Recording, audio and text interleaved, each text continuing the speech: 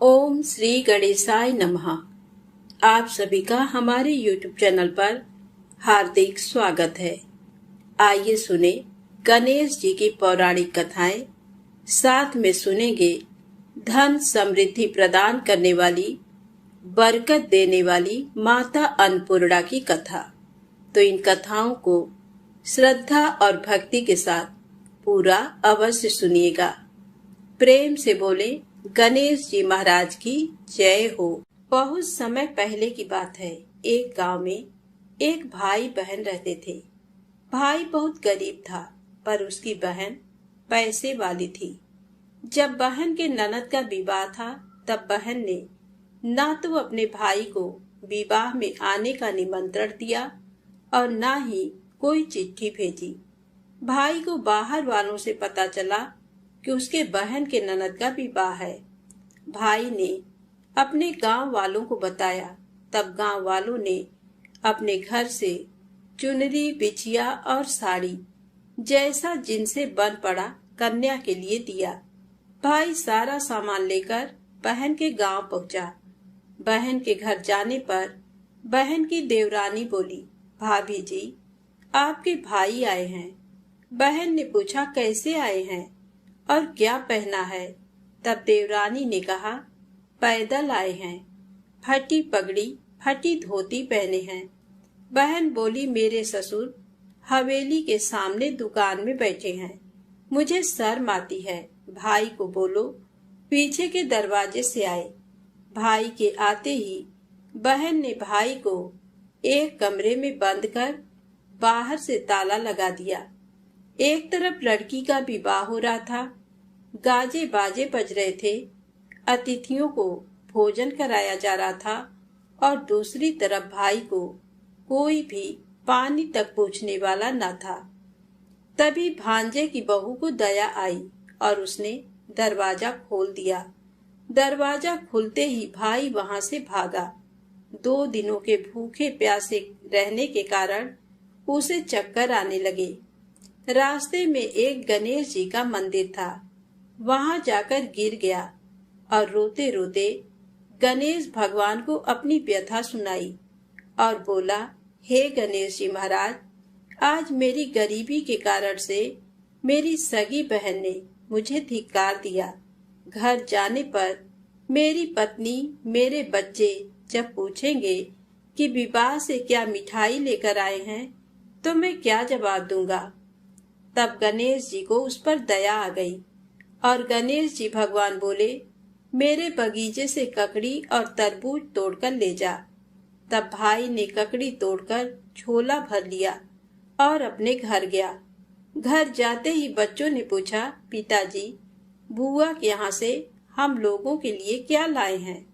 झोला खोलते ही छोटे तरबूज सोने के गेंद में बदल गए। बाकी तरबूज काटे तो उनमें से हीरे मोती निकले। पत्नी बोली, आप बहन के घर से इतना कुछ क्यों लाए? आपकी बहन ने हम लोगों को बहुत ज्यादा दे दिया है। भाई ने कुछ भी जवाब नहीं दिया। गणेश भगवान की कृपा से उनके दिन बदल गए। भाई का काम धंधा जोरों से चलने लगा। धीरे धीरे गहने, कपड़े, रहने के लिए मकान बन गए। पत्नी बोली, एक बार ननद जी को बुलाकर लाओ। भाई नए कपड़े, नए जूते पहनकर रथ में बैठकर बहन को लेने गया। देवरानी बोली, भाभी जी, आपके भाई आए हैं। बहन ने पूछा, कैसे आए हैं और क्या पहना है? तब देवरानी बोली, रथ में बैठकर खूब ठाट बाट से आए हैं। बहन बोली, मेरे भाई को बोलो कि हवेली के सामने से आए, मेरे ससुर, देवर, जेठ देखेंगे। भाई का बहन ने खूब स्वागत किया। भाई बोला, बहन, मैं तुम्हें लेने आया हूँ। तब बहन ने कहा, मुझे भी बहुत दिन हो गए हैं, चलो मैं चलती हूँ।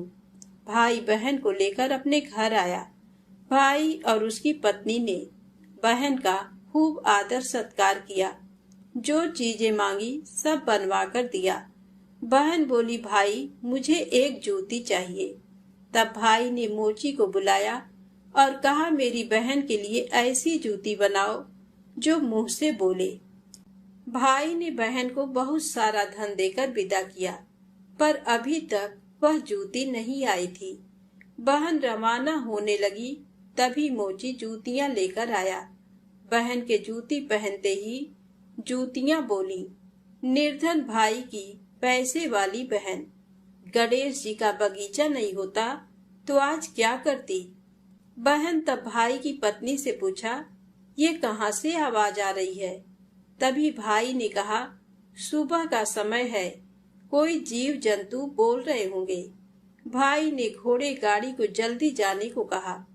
बहन के जाते ही पत्नी जिद करके बैठ गई कि जूतियां क्या बोल रही थी। तब पति ने अपनी पूरी आपबीती सुनाई कि कैसे बहन ने मुझे 2 दिन भूखा रखा, कमरे में बंद कर दिया था। भांजे की बहू ने दरवाजा खोला, तब मैं बाहर आया और गणेश जी के शरण में जा पहुंचा। गणेश जी की कृपा से हमारे दिन बदले हैं। उसने अपने पत्नी को सारी बात बताई। तब पत्नी बोली, अगर मुझे मालूम होता तो मैं आपकी बहन को कुछ नहीं देती। मेरा दिया हुआ सब कुछ वापस लेकर आओ। तब पति बोला, गणेश भगवान ने हमें सब दिया है। अगर वह मुझे भूखा प्यासा कमरे में बंद नहीं करती तो मैं गणेश भगवान के मंदिर में क्यों जाता। क्या मैं गणेश जी को अपना दुखड़ा सुनाता। तुम अपना मन मैला मत करो, अपने पर तो गणेश जी की कृपा है और किस चीज की कमी है। फिर दोनों गणेश जी के आगे झुककर प्रणाम करते हैं और जयकारा लगाया। हे गणेश जी महाराज, जैसी कृपा आपने गरीब भाई पर करी, वैसे ही अपने सभी भक्तों पर अपनी कृपा बनाए रखना। तो प्रेम से बोले, गणेश जी महाराज की जय हो। अब आइए सुने गणेश जी महाराज की अगली पौराणिक कथा। एक बार देवी तुलसी विवाह हेतु वर ढूंढने के लिए तीर्थ यात्रा पर निकली थी और ढूंढते ढूंढते वह गंगा किनारे पहुंच गई। उस वक्त गणेश भगवान गंगा किनारे तप कर रहे थे। उन्हें देखते ही देवी तुलसी उन पर मोहित हो गई और उनके मन में गणेश भगवान से विवाह की इच्छा उत्पन्न हुई। फिर देवी तुलसी ने गणेश जी के पास जाकर उनका ध्यान भंग कर दिया। आंखें खोलने के बाद गणेश भगवान के सामने देवी तुलसी खड़ी थी, लेकिन सामने एक स्त्री है, इसलिए अपने क्रोध को नियंत्रण में रखकर गणेश भगवान ने पूछा, आप कौन है देवी, और मेरा ध्यान भंग करने का क्या कारण है। जवाब में देवी तुलसी ने अपने परिचय के साथ गणेश जी से विवाह की बात कर ली। उत्तर में गणेश जी बोले, देवी मैं ब्रह्मचारी हूँ, उस वजह से मैं विवाह नहीं कर सकता। अपने विवाह प्रस्ताव के लिए ना सुनने के बाद देवी तुलसी क्रोधित हो गई और उन्होंने गणेश जी को श्राप दे दिया कि उनका ब्रह्मचर्य टूटेगा और उनके 2 विवाह होंगे। इस बात पर गणेश भगवान भयंकर क्रोधित हो उठे, क्योंकि एक तो वह स्त्री है, इसीलिए ध्यान भंग करने पर भी गणेश जी ने कुछ नहीं कहा और इतनी विनम्रता से बात करने पर भी उन्हें श्राप दिया गया। फिर गणेश जी ने भी देवी तुलसी को श्राप दिया कि तुम्हारा विवाह शंखचूर्ण नाम के असुर के साथ होगा। एक देवी होकर भी उनका विवाह एक राक्षस से होगा। ये जानकर देवी तुलसी विचलित हो गईं और विनायक जी से इस कठोर श्राप से मुक्ति दिलाने की क्षमा याचना करने लगी। फिर गणेश जी को तुलसी देवी पर दया आ गई। वह बोले कि मेरा श्राप तो बदल नहीं सकता, वह तो सच होकर ही रहेगा, लेकिन अगले जन्म में तुम एक पेड़ बनोगी और भगवान महाविष्णु जी को अत्यंत प्रिय होगी। उनकी पूजा में भी तुम्हारा एक महत्वपूर्ण स्थान होगा और कलयुग के इंसानों को तुम मोक्ष का मार्ग दिखाओगी। लेकिन तुमने मेरा तप भंग किया है और मुझे ब्रह्मचारी होकर भी 2 विवाह का श्राप भी दिया है, इसलिए मेरी किसी भी प्रकार की पूजा में तुम निश्चित होगी। इस प्रकार देवी तुलसी गणेश भगवान की पूजा में निषिद्ध हो गई। तो प्रेम से बोले गणेश जी महाराज की जय हो। अब आइए सुने गणेश जी के विवाह की कथा। गणेश भगवान का मुख हाथी का है और एक दांत टूटा हुआ है। इन्हीं दो कारणों की वजह से उनका विवाह नहीं हो पा रहा था। इस बात से गणेश महाराज अक्सर नाराज रहा करते थे। एक दिन एक देवता के आग्रह पर विनायक जी उसके विवाह में अपनी उपस्थिति दर्शाने गए थे। विवाह स्थल पर पहुंचने के बाद कुछ देवताओं ने मिलकर गणेश भगवान का समय पर विवाह न होने के कारण उपहास किया, जिससे गणेश जी बहुत ही अधिक नाराज हो गए। उसी दिन उन्होंने ठान लिया कि जब तक मेरा विवाह नहीं होता तब तक मैं किसी भी देवता का विवाह नहीं होने दूंगा। गणेश भगवान के पास विवाह और अन्य संदेश लाने का काम उनके प्रिय वाहन मूषक राज करते थे। अब मूषक राज जब भी किसी देवता के विवाह का समाचार लाते तब गणेश जी उसे आदेश देते और मूषक राज अपनी सेना के साथ जाकर उस विवाह के मंडप को गिराकर तहस नहस करते एवं बारातियों को भी भगा देते। इस तरह गणेश जी और मूषक राज की मिली भगत की वजह से किसी भी देवता का विवाह नहीं हो रहा था। गणपति जी के व्यवहार से तंग आकर सभी देवी देवता भगवान शिव और माता पार्वती जी के पास पहुंच गए और इस विराट समस्या का समाधान मांगने लगे। भगवान शिव और माता पार्वती ने कहा कि इसका हल तो आपको केवल ब्रह्मा देव जी के पास ही मिल सकता है। कृपा करके आप ब्रह्मलोक को जाएं। माता पार्वती और महादेव को प्रणाम करके सभी देवी देवता ब्रह्मा जी के पास प्रकट हुए। देवताओं की समस्या को ठीक से सुनने के बाद ब्रह्मा जी ने अपनी योग शक्ति से दो कन्याओं का निर्माण किया। कन्याओं का नाम था रिद्धि और सिद्धि। वह दोनों ब्रह्मा जी की मानस पुत्रियां थीं। उन्हें लेकर ब्रह्मा जी गणेश महाराज के पास गए और उनसे अपनी त्रुटियों को ज्ञान एवं शिक्षा प्रदान करने का निवेदन करने लगे। ब्रह्मा देव जी का मान रखने के लिए एक दंत भगवान ने रिद्धि और सिद्धि को शिक्षा देना आरंभ किया। फिर उस दिन के बाद से जब भी मूषक राज किसी विवाह की खबर लेकर आते हैं, उस वक्त रिद्धि और सिद्धि गणेश जी को अपनी बातों में उलझाकर रखती थी। इस तरह गणेश जी का ध्यान किसी और विषय पर रहता और दूसरी तरफ देवताओं की विवाह संपन्न हो जाते। एक दिन बुद्धि के देवता भगवान गणेश जी को ये बात समझ आ गई, लेकिन उनके क्रोध में आने से पहले ही ब्रह्मा देव अपनी दोनों पुत्रियों के साथ वहां पर प्रकट हुए। रिद्धि और सिद्धि को सामने देखते ही गणेश जी का क्रोध बढ़ने लगा, किंतु विनायक जी के मुख से कोई भी शब्द निकलने के पहले ही भगवान ब्रह्मा देव ने कहा, हे गणेश जी, आपने स्वयं ही मेरे पुत्रियों को शिक्षा दी है और अब मुझे इन दोनों के विवाह योग्य कोई वर नहीं मिल रहा है। मेरी आपसे विनती है कि आप ही रिद्धि और सिद्धि से विवाह करके मुझे धन्य कीजिए। परमपिता ब्रह्मा देव जी की शांत वाणी सुनकर गणेश जी का क्रोध शांत हो गया और वह उस विवाह प्रस्ताव के लिए हंसी खुशी राजी हो गए। विवाह के बाद अपनी दोनों पत्नियों से उन्हें दो पुत्र प्राप्त हुए, जिनका नाम रखा गया शुभ और लाभ। तो प्रेम से बोले गणेश जी भगवान की जय हो। अब आइए सुनते हैं गणेश जी की पौराणिक कथा। बहुत समय पहले की बात है। एक दिन गणेश जी धरती पर सैर कर रहे थे। सैर करते करते वह एक अनाज के खेत में पहुंच गए और भूख लगने के कारण उन्होंने उस खेत में से 12 अनाज के दाने तोड़कर खा लिए। वह खेत सेठ धनी राम जी का था। कुछ समय बाद विनायक जी को अपने किए पर पछतावा होने लगा, क्योंकि उन्होंने सेठ जी को बिना पूछे ही उनके खेत से अनाज चुरा लिया था। फिर गणेश जी ने सोचा कि अपने किए बुरे कर्म का प्रायश्चित तो करना ही पड़ेगा। इसीलिए उन्होंने सेठ जी के यहाँ 12 साल के लिए नौकरी करने की ठान ली।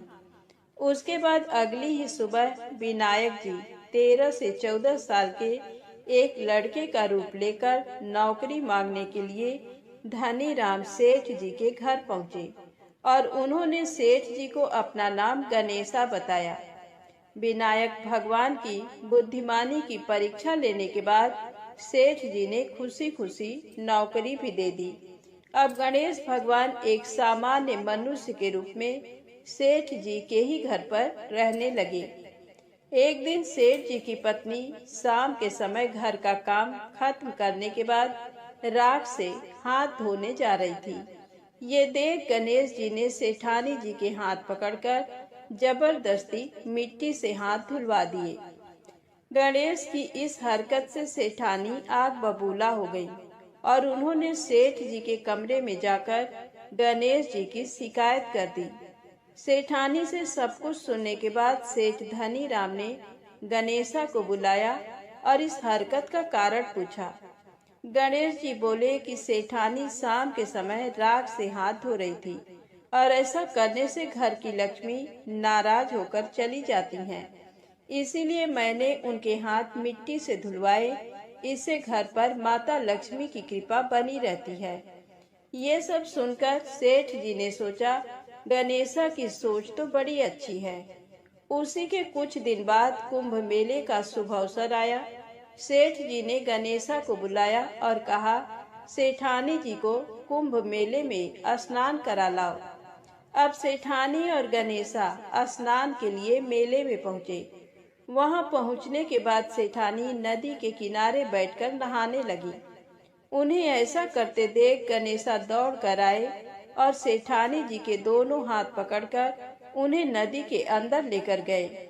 उनसे पानी में डुबकी लगवाई और फिर किनारे पर ले आए। अब गणेशा की इस हरकत से तो सेठानी का गुस्सा 7वें आसमान पर पहुंच गया। सेठानी जी घर आते आते पूरे रास्ते गणेशा को ताने पर ताने मार रही थी, लेकिन गणेश भगवान सब कुछ शांति से सुन रहे थे। घर आते ही सेठानी ने सेठ जी के पास फिर से गणेशा की शिकायत कर दी। सेठ जी ने तुरंत ही गणेशा को बुलाया और पूछा, तुमने ऐसा क्यों किया? गणेश जी बोले, सेठ जी, सेठानी नदी के किनारे बैठकर गंदे पानी से नहा रही थी। मैंने इनको बीच नदी में ले जाकर साफ पानी में डुबकी लगवाई। ऐसा करने से उन्हें अगले जन्म में बहुत बड़ा राजपाट और वैभव मिलेगा। सेठ जी ने सोचा कि गणेशा के विचार कितने अच्छे हैं, मेरे परिवार का भला सोचता है। कुछ दिन बाद सेठ जी के घर पर पूजा थी। पंडित जी आने के बाद सेठ जी ने गणेशा से कहा, जाओ और सेठानी जी को बुला कर लाओ। सेठ जी के आज्ञानुसार गणेश जी सेठानी को बुलाने गए। उस वक्त सेठानी काली चुनरी ओढ़कर कमरे से बाहर आ रही थी। ये देखते ही विनायक जी ने वह काली चुनरी उतारकर फाड़ दी और कहा कि पूजा के लिए लाल रंग की चुनरी ओढ़कर आइए। अब सेठानी बहुत ज्यादा नाराज हो गई और गणेशा पर चिल्लाने लगी। वह आवाज सुनकर सेठ जी वहां पर भागते हुए आए और पूछा कि क्या हुआ। तब सेठानी बोली, गणेशा ने मेरी चुनरी फाड़ दी। फिर सेठ जी ने भी गणेशा को बहुत डांटा। जवाब में गणेश जी ने कहा कि सेठ जी, पूजा में कभी काला वस्त्र नहीं पहनते, इससे शुभ काम सफल नहीं होते, इसीलिए मैंने ऐसा किया। सेठ जी ने सोचा कि गणेश है तो बहुत ही समझदार। इसी तरह लीला रचाते हुए उसी घर में गणेश जी के 12 साल बीत गए। फिर एक दिन सेठ जी ने नया कारोबार शुरू करने से पहले घर में पूजा रखी थी। पूजा करते करते उनको याद आया कि पूजा की सामग्री में गणेश भगवान की मूर्ति तो है ही नहीं। तब उन्होंने अपने नौकर गणेशा को पूजा घर से भगवान विनायक जी की मूर्ति लाने के लिए कहा। गणेशा बोला कि मुझे ही मूर्ति समझकर पूजा में विराजमान कर लो, आपके सारे शुभ काम सफल हो जाएंगे। ये बात सुनकर सेठ जी गुस्सा हो गए और बोले, गणेशा, तुम अभी तक सेठानी से मजाक करते थे, अब मुझसे भी करने लगे हो। उत्तर में गणेश जी ने मुस्कुराते हुए कहा, नहीं सेठ जी, मैं मजाक नहीं कर रहा, मैं सत्य वचन कह रहा हूँ। इतना कहने के बाद नौकर गणेश ने अपना असली भगवान स्वरूप धारण कर लिया। साक्षात गणेश भगवान को सामने देखते ही सेठ और सेठानी उनके चरणों में लीन हो गए और उन्होंने अपनी पूजा संपन्न कर ली। उसके पश्चात गणेश जी देखते ही देखते अंतर ध्यान हो गए। बाद में सेठ और सेठानी को बहुत पछतावा होने लगा कि स्वयं भगवान हमारे घर नौकरी कर रहे थे और हमने उनके साथ कितना बुरा व्यवहार किया, उनसे बहुत सारा काम कराया। ये सोच सोचकर दोनों दुखी होने लगे। फिर उसी रात सेठ और सेठानी के सपने में गणेश भगवान प्रकट हुए और उन्हें समझाया कि मैंने 12 साल पहले तुम्हारे खेत से 12 अनाज के दाने बिना पूछे तोड़ लिए थे और उसी कर्म का दोष दूर करने के लिए मैं 12 साल से तुम्हारे घर नौकरी कर रहा था। अगले ही दिन से सेठ जी पर गणेश भगवान की माया हो गई। उनका व्यापार दिन दोगुना और रात चौगुनी तरक्की करने लगा। धनी राम सेठ जी के जीवन की काया पलट हो गई। हे गणेश जी महाराज, जैसी माया आपने धनी राम सेठ जी पर की, वैसी ही माया इस कहानी को पढ़ने वाले और सुनने वाले हर एक व्यक्ति पर करना। कथा अधूरी हो तो इसे पूरी करना और अगर हमसे कोई गलती हो गई हो तो उसे क्षमा करना। प्रेम से बोलें, गणेश जी महाराज की जय हो। आइए सुने धन समृद्धि प्रदान करने वाली, घर में बरकत लाने वाली माता अन्नपूर्णा की बड़ी ही दुर्लभ कथा। इस कथा को श्रद्धा और भक्ति के साथ पूरा अवश्य सुनिएगा। प्राचीन काल की बात है। पुरुषोत्तमपुर नामक ग्राम में एक बहुत धर्मात्मा सेठ जी रहा करते थे। उनके 5 पुत्र और एक सबसे छोटी पुत्री थी और उसका नाम गौरी था। सेठ जी का भरा पूरा परिवार था। सेठ जी ने अपने सभी 5 पुत्रों का विवाह कर दिया था और जब छोटी बेटी गौरी विवाह की योगी हुई तो उन्होंने उसका विवाह एक दूसरे नगर के अपने ही समान धनी परिवार में कर दिया। अब सेठ जी की पुत्री गौरी दुल्हन बनकर जिस घर में गई, वहां उसका पति अपने माता पिता का इकलौता पुत्र था। अब गौरी बड़े ही प्रसन्नता पूर्वक अपने ससुराल में रहने लगी। गौरी बड़ी ही सदाचार, गुणवान तथा रूपवती थी। एक दिन की बात है, जब 1.25 महीना हो गया, तब सास ने गौरी को रसोई संभालने के लिए दे दिया। रसोई की सारी बातें समझा दी। गौरी अपने सासू माँ का पांव छूकर रसोई में प्रवेश करती है। तब सास ने कहा, बहू, रोज सुबह जल्दी उठकर पूजा पाठ करके रसोई में प्रवेश करना, फिर खाना बनाना। रोटी बनाते समय पहली रोटी गाय को, अंतिम रोटी कुत्ते को बनाना मत भूलना। इस प्रकार सास ने गौरी को सब कुछ समझा दिया। गौरी 4 लोगों के लिए खाना बनाती है और खाना बनाकर अपने पूरे परिवार को खिलाती है। जब अंत में खुद खाने के लिए बैठी, तब वह देखती है कि उसके लिए तो रोटी बची ही नहीं। अब क्या करे? वह चावल, दाल और सब्जी खाकर पानी पी लेती है। अब जब शाम होती है, तब गौरी ने सुबह से ज्यादा आटा लगाया और रोटी सब्जी बनाकर रख देती है। जब रात्रि में सब लोग खा लेते हैं, तो फिर से जब गौरी खाने के लिए बैठी, रोटी का डब्बा खोलती है तो उसमें एक भी रोटी नहीं थी। ये देखकर उसे बड़ा ही आश्चर्य होता है कि उसने तो सुबह से भी ज्यादा आटा लगाया था, लेकिन रोटियां बची ही नहीं। अब वह सिर्फ सब्जी खाकर पानी पीकर सो जाती है। अगले दिन फिर उसने कल से 2 गुना ज्यादा आटा लगाया और रोटियां बनाई, लेकिन फिर से उसे रोटी नहीं मिली। सभी रोटियां खत्म हो गई थी। अब उस दिन भी आधे पेट खाना खाकर ही उसे रहना पड़ा। इसी प्रकार गौरी चाहे जितना भी आटा लगाती, रोटियां उसे नहीं बचती। ये हर रोज का काम हो गया था। वह सोचने लगी, आखिर कौन नहीं चाहता कि मैं रोटियां नहीं खाऊं, मेरा पेट ना भरे। गौरी इस आस में आटा ज्यादा गूंथती थी कि किसी न किसी दिन तो उसे रोटियां मिलेंगी, किंतु ऐसा नहीं होता है। ऐसा करते करते वह बहुत कमजोर दुबली पतली हो गई। तो दोस्तों, ऐसे ही एक दिन की बात है, जब गौरी रसोई में सब्जियां काट रही थी तो गलती से चाकू से उसका हाथ कट जाता है और वह रोटियां नहीं बना पाती। तो उसकी सासू माँ ने कहा, बहू रहने दो, आज मैं रोटियां बना देती हूँ। तो गौरी ने कहा, नहीं सासू माँ, आप आटा लगा दीजिए, मैं रोटियां बना दूंगी। तो दोस्तों, उस दिन सासू माँ ने आटा लगाया और फिर बहू को दे देती है। बहू रोटियां बनाकर तैयार कर देती है।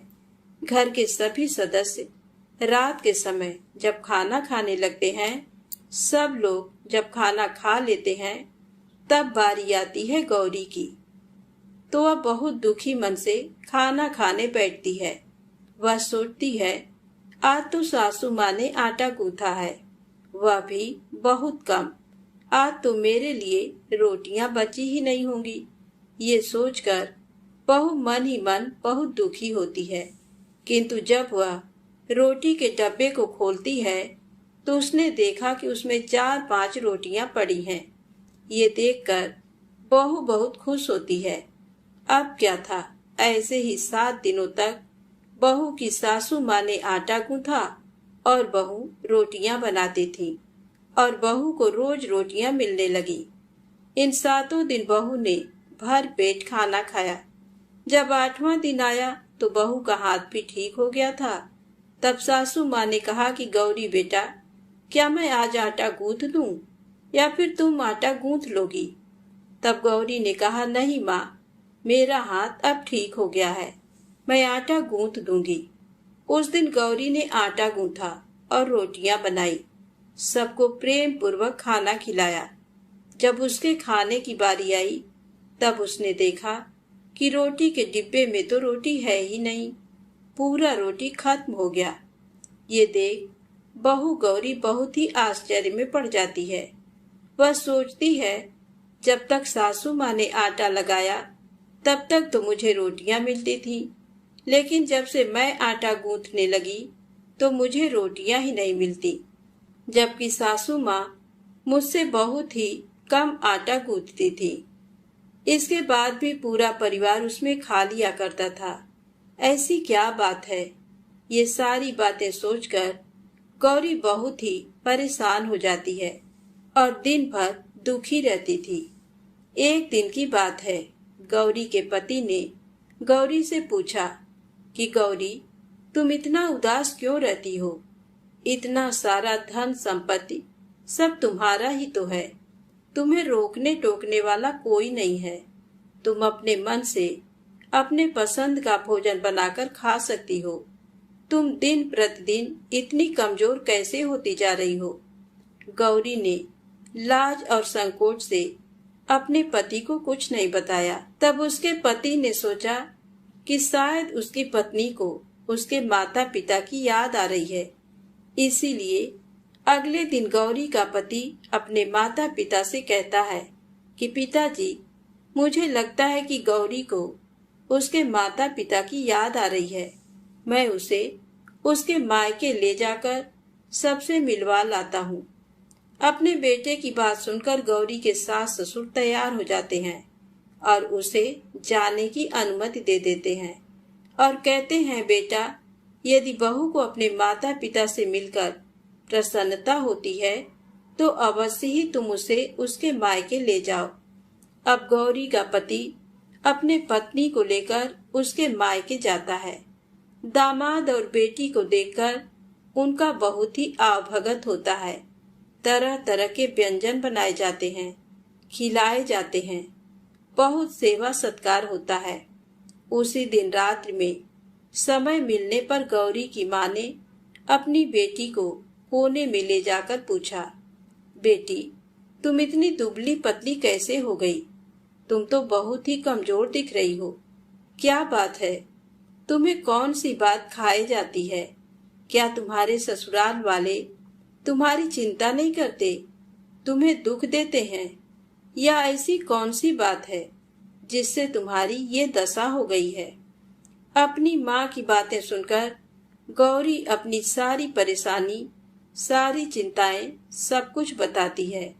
अपनी बेटी की बात सुनकर गौरी की माँ ने कहा, बेटी, हमें लगता है माता अन्नपूर्णा तुमसे नाराज हो गई हैं। इस विषय में तो मैं कुछ नहीं कर सकती, क्योंकि तुम्हारे ससुराल में हमारा बोलने का कोई अधिकार नहीं है।